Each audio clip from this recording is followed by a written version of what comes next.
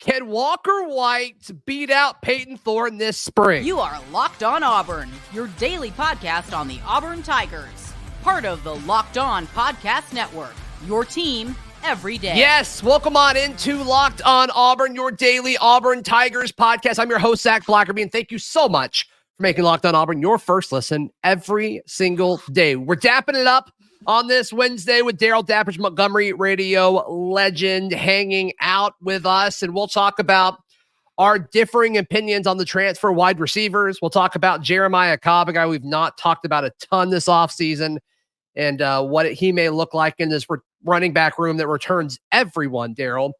But Walker White, he's got some momentum right now, man, with all of the recruiting services putting up their final rankings of the 2024 class. Walker White catapulting up there, number 5 quarterback in this class, just a few spots behind what would kind of give him that 5-star status, Darrell. Can he take this momentum and challenge Payton Thorne to be the starter as a true freshman this spring? Last we heard Hugh Freeze publicly say, when he made comments about the quarterback position, is he said it was wide open. He said it was wide open with Hank Brown playing well at the end of the bowl game, and with Walker White coming in. I don't think this is just a gimme for Payton Thorne anymore. I have pivoted on this like I have a couple other times in the last 2 weeks, but a lot of times that's due to new information. And you have to be that way. You have to be flexible and be open-minded and say, okay, I thought this, but these factors changed it. So for me, What changed why I believe Walker White could win this job is a couple of things. Number one, what he looked like in the Under Armour All-Star game. When I made the declaration a month ago that I didn't think he would, or that it was Payton Thorne's job to lose, we didn't see what he looked like in the Under Armour game. That's the first thing. The second thing is, yes, you get this extra star. So he's coming on in a way of how he's being viewed. But I also went back and remembered, and something dawned on me that didn't dawn on me a month ago. And that is in 2019, a freshman quarterback by the name of Bo Nix came in and started for Auburn. Now, granted, there wasn't a Payton Thorne on the roster back in 2019, but still, it's not like I automatically are dismissive of things like that because I think a little too much old school. It's a different age of college football. Freshmen can contribute and start and play right away. Bo Nix is an example of that. Yeah. I think Walter White is so smart. Having the spring and going through A-Day, I think he could do it. Yeah, Walker White is an interesting guy. I mean, he's been so savvy, and it's clear that he and Hugh Freeze already have a relationship. It's clear that he is Hugh Freeze's quarterback at some point in the future of Auburn football, unless something really drastically bad happens. But I think there's going to be several position groups where this coaching staff says, let's just go young and deal with the growing pains, because this 2024 class is so talented. It's so athletically gifted, and they are going to be so good and so crucial for laying the groundwork of what the Hugh Freeze era could be over the next few seasons. We all agree on that. But we talk about that with the defensive line. We talk about that with the wide receivers. And, I mean, we may even see it at linebacker and defensive back as well. There's a lot of holes in the roster where we thought they would address them via the portal. They didn't do that, really. They got a few bodies here and there at the defensive line and all that, but they really didn't patch all of the holes that they have, because I think they're going to go young and say, hey, we are okay with dealing with the growing pains, and let's give these guys let's give these young guys a chance to succeed early. They're going to make some mistakes, but they're also going to have moments where, like, yes, if we can get this more consistently, it's going to be really, really exciting. Why not do that at quarterback with Walker White? We've seen the throws that he can make. We've seen his ability to use his massive frame and massive size to his advantage, both in positioning himself to make throws and also as a runner. And we've seen, how effective a quarterback who can run, what that can look like in a Hugh Freeze style of offense. So can Walker White come in and beat Payton Thorne as a true freshman? I think he can. I don't take this the wrong way, but when I am about to make a point with you and ask you a question and throw it back to you, and you actually verbalize what's in my brain, a little bit scary. So that is pretty what I want to say is when you were talking about riding with the freshmen, living and die with the freshmen, right. I was going to ask you the question that you have since answered. So great for me and you having that brain melt thing going. How about that? What is there that's a key indicator that happened in the offseason that tells you they probably are going to more likely ride or die with the freshmen? And you answered it. It's the portal. The secret lies in the portal. If Auburn was not willing to do that, I definitely think they would have been more active in the transfer portal. And they used it to plug a few holes, but not to reconstruct a roster like they did last year. That tells me they're counting on more freshmen. And what was the position that everybody clamored for or got rumors of? Quarterback. Happened? Quarterback. And did they do it? No. Why not use that same formula with the quarterback position that you're going to use at wide receiver and say, let's play the young guys, unless you're assuming Payton Thorne's the dude. The pushback to that is it does appear that they tried. It does appear that they tried to swing for the fences. Riley Leonard early was rumored, and it seemed like those conversations did happen before he ended up at Notre Dame. Cam Ward was another guy. And that's kind of where I'm at with a lot of these transfer quarterbacks. It's like, okay, I think a lot of these guys are in the same sphere, same tier as Payton Thorne. And so I would almost rather go with one of the guys that's on campus and let's just deal with the growing pains and accept that the upside is coming, because I don't want to say it's all about 2025, because 2024, I do think Auburn can overachieve. I do think Auburn can win 9 or 10 games in 2024 if things go the right way. But I think Auburn's a playoff team in 2025. I really do. And I think if you go ahead and get a quarterback that's going to be on the 2025 roster and build around them, if it's Walker White, if it's Hank Brown, heck, even if it's Holden Geriner, even though he doesn't really seem to be part of these conversations as much as he was a year ago. And I do think that's interesting. We'll discuss that over the course of spring, I'm sure. But I'm fine dealing with the growing pains at quarterback. I really am. And I also think, Darrell, if you're Hugh Freeze, you shouldn't worry about this a ton, but it does need to be in your mind somewhere as far as winning favor of the fan base. I think the fan base is going to be way more patient if you start a Walker White or a Hank Brown versus you starting a Payton Thorne, especially if Payton looks like he did at the start of last season. I think that the argument that Auburn tried and therefore getting into pushback on what we just said isn't a valid one. Let me tell you why. I think they half-heartedly tried. I think they did what my favorite Major League Baseball team does because they have no money and they act like they wanted to offer somebody in free agency. So they look at the fan base and go, we tried. Yeah. But yet, if Auburn really, really wanted Riley Leonard, I just believe that Auburn would have offered or matched what Notre Dame did and would have gotten Riley Leonard. I think he was his to lose. Cam Ward, different situation. So I think they kind of threw out a scenario where they, maybe put their toe in the water or looked at or offered, but never really went all in so that they could say, we looked at this quarterback, we tried, it just wasn't I don't believe that it was 100% their heart in it like it was last year and like they've done with other positions. I really don't. I think it was just to look, it was window dressing is what I think. Maybe. And so that tells me that either A, they thought they had a guy on their roster that wasn't so much of a drop-off from a guy like Leonard. I don't agree with that, but if that's what they think with Payton Thorne and getting new, because what was the argument we heard? We're going to put weapons around him so he'll look better. Don't judge him on what he had last year. And then the other argument was he'll look better in a Hugh Freeze calling offense. That's great. Both those are true. Both of those are true, but I also think Hank Brown opened some eyes, and I do believe Hugh Freeze is a Walker White believer. So when he says it's an open competition, here's what I think you can take to the bank, or not take to the bank. My bold prediction: Walker White is going to open some eyes and absolutely get some people talking about this quarterback position being possibly his during A-Day. You watch what happens during A-Day when he starts slinging it all over the yard like he did in that All-Star game, and people are like, wow. And the wow factor comes, that dude is going to lay down a narrative after the A-Day game. Yeah, and I think the baby goat, I think Hank Brown will be in that conversation as well. So can Walker White win the quarterback job?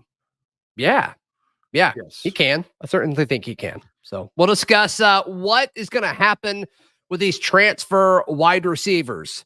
Darrell and I are a little bit in different places on this. We discuss in just a moment right here on Locked On Auburn. Today's show is brought to you by our friends at FanDuel. FanDuel is America's #1 sports book. The NFL postseason, it's here. It's here as far as conference championship games. So if you think the Detroit Lions can pull off an upset, or if you think the Kansas City Chiefs can pull off an upset, you need to head over to FanDuel right now. It's the best time to join, because right now new customers get $150 in bonus bets guaranteed whenever you place a $5 bet. That's $150 in bonus bets, win or lose. The app is so easy to use. They've got live same-game parlays. You can find bets in the new Explore tab. Make a parlay in the Parlay Hub. It's the best way to find popular parlays. They've got it all over at FanDuel. FanDuel.com/lockedon to make that first bet a layup. FanDuel is the official sports betting partner of the NFL and the Locked On Podcast Network.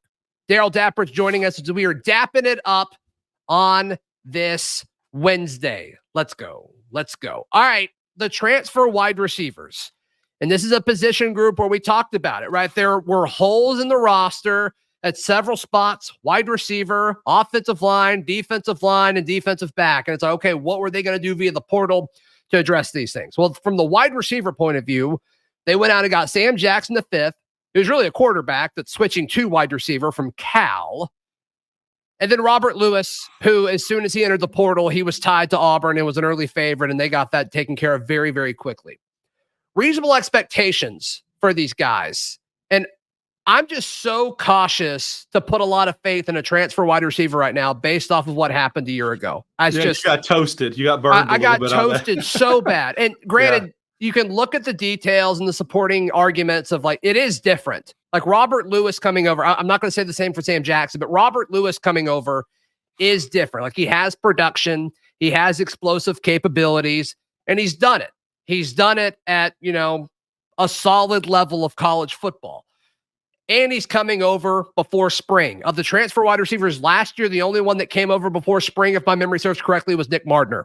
And he was with the ones pretty much every chance that we saw. Then it seemed like he got hurt and then never really put it together and didn't really ever get any kind of production in an actual game. So you can look at that and say, well, the Jair Shorter and the Shane Hooks and the Caleb Burton, who peaked later in the year, obviously, those guys came after spring and they didn't have the same qualifications as Robert Lewis did. But still, until I see it, I'm going to be a little cautious.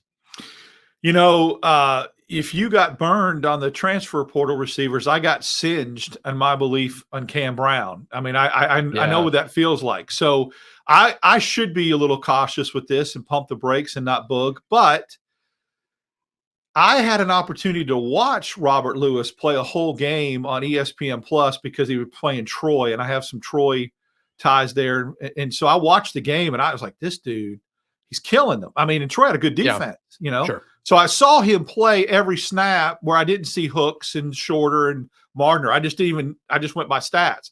Mardner, I mean, you saw Hooks, didn't you? Didn't you call a game? Oh, that's right, I Hooks did. I called the Alabama Jackson State game. Yeah, that's right. He looked good too. That's right. I forgot about that. I did see him. So it was Mardner and Shorter that I never saw. Lewis, and still haven't really. Correct. I'm still looking. That's a good one. And then the Sam Jackson thing, yes, I never saw him at receiver, but I came out of that Cal game so impressed with him, how he fought and almost brought Cal back, and he was dynamic with his legs. I think he's very undervalued and underrated, and I'm going to look like an idiot probably next year, but I think he contributes and gives more than Auburn fans or other national pundits or people projecting transfer portal things give him. I do think he's going to help. I think Lewis is going to be one of the top 3 receivers, yards and reception-wise, for Auburn next year. Top 3. Yep. Wow. I do. Okay, let me ask you this then. Mm-hmm. Let me ask you this. More overall production, and you can categorize this as actual stats, and you also can categorize it as like impact, right? Okay. Robert Lewis or Caleb Burton? Robert Lewis. Wow. Yes. I love Burton. But again, Lewis has done it at the best group of 5 conference in America. It's like a Power 6 conference. And I've seen him do it against Power 5 schools. All right. What about Robert Lewis or Jay Fair? Robert Lewis. Robert Lewis or Bryce Kane? Robert Lewis. In 2024, Robert Lewis or Perry Thompson? Robert Lewis. So you have him behind everybody but Coleman and Fairweather? Correct. Okay. Absolutely. I have him 3. I have Burton 4 in a very close race with Lewis. But I think at the end of the day, now the dynamics or the metrics are we basing this off touchdowns, receptions, or receiving yards? There's 3 different categories when you look at overall production. Overall impact. Yeah. I think he's third. I think he's third behind Fairweather and Coleman. All right. Sam Jackson the 5th or Coy Moore in 2024? Sam Jackson. Sam Jackson the 5th or Jay Fair? Jay Fair. Okay. Sam Jackson or Camden Brown? Sam Jackson. Sam Jackson or Bryce Kane? Oh, gosh, I'm going to go with Kane because of all I've heard in the spring, and people can't stop talking about him. It's like, and he's such a bloomer, a guy that's just going to explode on the scene, in my opinion, that's so underrated as well, and just getting better and getting better. So yeah, Kane by a nose there. Did Sam Jackson or Perry Thompson? Did I ask you that one? You did not. Thompson, barely. So you have Sam Jackson as like your 8th receiver on this roster. I think that I have him maybe 6th or 7th, but I think people are probably projecting him as 10th, is why I think he's going to overachieve and surprise some people. Got it. You know what I'm saying? I think people have already said that everybody you just mentioned, everybody you had me rank him against, I think the general consensus was all those dudes were ahead of him. And I think he's ahead of 3 of those guys that you said, therefore overachieving and being a little bit more valuable than people think. I didn't say he'd be a top 3 guy, top 5 guy, but if he's projected to be the 10th best receiver and is 6th or 7th, he's surprised some folks, in my opinion. Yeah, I mean, I agree with that. If he's 6th or 7th in receiving next year, that'd be a win. That'd be a win. With the upside of growing into some kind of gadget guy and being a larger piece of the offense in 2025, because he's got multiple years left, I do believe. So, okay. There are 2 specific, and I could be wrong, it'll be interesting to see if this comes to fruition. There are 2 specific plays that I've seen Auburn run in the past under Hugh Freeze that Sam Jackson is absolutely well suited for: the bubble screen and the jet sweep. But I'd rather give those touches to Bryce Kane. I know you would, but does Hugh Freeze go out and get a dude like that if he doesn't think he's going to utilize him, especially if he thinks he's a comfort zone? Now, let me throw this caveat out there. Is he directly tied to touches based upon if Thorne's the quarterback because of the chemistry that they've shown in the past and the history they have? I don't think so.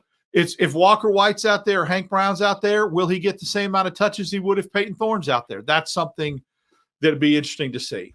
Yeah, I don't think it's tied. At least not yet. We'll see how the groupings work in practice whenever we get windows in spring and all that. But I think grouping a receiver success based off of a quarterback, like that's not a recipe that I want to see personally. So, all right. What happens with Jeremiah Cobb with all of these running backs returning? We discuss in just a moment right here on Locked On Auburn.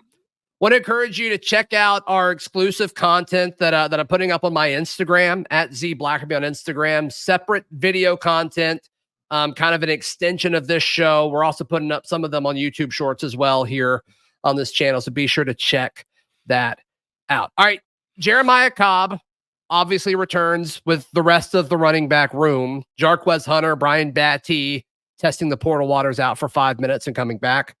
Sean Jackson, Damari Austin, Jeremiah Cobb. Same group. Jeremiah Cobb did not get as many touches last year as I thought he would, but boy, when he did, he made them count. I can't imagine his role staying the same size. It has to be larger. The The issue with that is you can say the same about Jarquez Hunter coming back. You can say the same about Damari Austin staying. And then, Brian Batty, he may be the guy that's left out, especially if he's so vocal or needed in the return game, which is great. You need that for sure. Maybe don't return everything, but still, like, you like him back there. My thing is with this is I think Auburn's going to run the ball at a lower percentage this year than they did a year ago because of the receivers that they have on the roster and Hugh Freeze calling plays. Now, I think they're going to run more plays on offense in 2024 than they did in 2023 because you hope that they're better on third down. If not, we've got a major problem, and I think the defense is going to really feel the strain of that. But it's just how many touches are there to go around, and how can you feed Jarquez Hunter, Damari Austin, and Jeremiah Cobb all at an effective rate? That's a good question. It's a good issue that Auburn has, but I am curious on how that's going to work out. The first indicator will be, even though Batty comes back, does his overall touches go down from even what they were last year? And I think they do. I think a guy like Cobb eats up his touches. Number two, the word touches is key here, because even if Hugh Freeze decides to throw it more, run less this year than last year, you can still incorporate Jeremiah Cobb, who's a very good receiver coming out of the backfield, to still get touches, but just in the passing game. Like, I think Hunter and Cobb become your two most viable options catching the ball out of the backfield. I think that's better than Alston. You run some wheel routes with Cobb, that jet sweep we saw, almost scored a touchdown, some screen passes, especially the play I love the most was where they kind of roll to the right and they throw that backside screen against the grain. The Lutzy play is what I would call it, where everybody is flowing one way. Jeremiah Cobb can eat on that play. I mean, because he's got a bigger burst than Hunter. He gets to the next level quicker than Jarquez Hunter does. He's a little bit more shifty and explosive. Now, Hunter's, can still make you miss in the open field, but I think Cobb's has a burst. When you run that play, any backside screen, any backfield screen, the burst is needed. I think that's going to be his bread and butter. And I also would love to see him, run the wheel route. And it's been open a lot in Auburn history. It's been overthrown. Wheel route's always open. It's always open. It's been overthrown by Bo Nix to number 22, Harold Joyner. I mean, it was just, that still haunts me in my sleep, that play. But the wheel route's there, and I think that Cobb is the kind of guy that can really eat with that route because he can beat linebackers, he can beat safeties, he's got good hands, and he's good downfield. So those kind of plays for him, adding him into that mix will increase his touches. And so, I think that'll keep him engaged. Harold Joyner coming up on the show. I thought that was thought that was a done deal. How about that? That? I think we're in an agreement here. I love the potential mismatch of Cobb being covered by a linebacker. Hunter, I think Hunter could be covered by a linebacker, and it's still you'd rather have Jarquez Hunter in that matchup. But the speed and burst that you talk about with Cobb, I think that's really where you look at, if you're Coach Freeze and you're sitting in the film room making a game plan with new offensive coordinator Derek Nix, and you see a linebacker whose first step may be a little sluggish, that's something that you circle early in the game plan, especially on third down, maybe even in the red zone, which is where we've seen Cobb be used and be extremely effective. I love that observation by you. I'll say something else too. On that, this is where Derek Nix and Hugh Freeze can get in their bag. Off that route, I have seen so many good offensive coordinators, and Auburn hasn't had the kind of receiver to be able to do this, to run a backside slant post in the middle of the field off that. So meaning the safety goes with Cobb or the linebacker goes with Cobb down the field. Then you run that elite wide receiver on a slant underneath that. He catches it and he runs for big yards. A Coleman is a dude that can run that route. And I can now you have options. That 15-yard slant, he catches it, boom, gone, while the rest of the defense is being taken downfield with Cobb. If Cobb hits that a few times. The opportunities are limitless. They are. And I think Auburn's close to fielding a team that's finally going to put stress on opposing defenses.